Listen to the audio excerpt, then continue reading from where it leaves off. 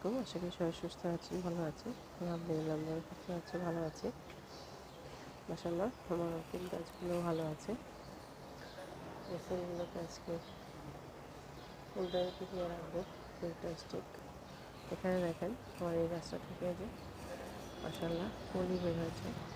ফুল সুন্দর লাগছে, রোদের আলোতে ঝকঝক করছে। এখানে কালারটা খুব সুন্দর।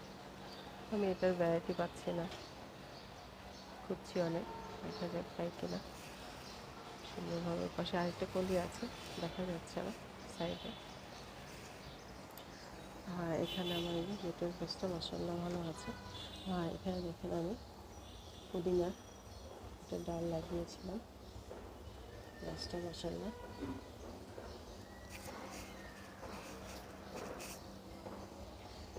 সেট হয়ে গেছে। আর এখানে দেখেন আমি তরমুজের বীজ ফেলেছিলাম, সবগুলো থেকে চারা বের হচ্ছে।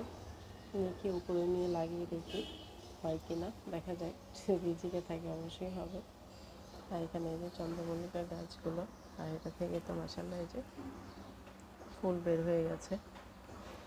আমার এই জারবেরাটা পাতা বের হয়ে কেন যেন এরকম হয়ে গেছে, দেখা যাক।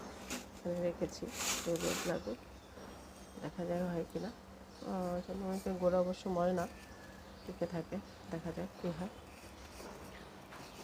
আর বাকি গাছ আলহামদুলিল্লাহ ভালো আছে, সব গাছে। এখানে যে রোদে কাঁচামরিচ শুকাচ্ছি, বাকিগুলো আলহামদুলিল্লাহ ভালো আছে। এগুলো থেকে আস্তে আস্তে এখন স্টিক বের হবে ফুলের জন্য। এই তো আমার বারান্দার বাগানে ছোট্ট একটা ভিডিও। এখনও ভালো থাকবে, আল্লাহ হাফিজ।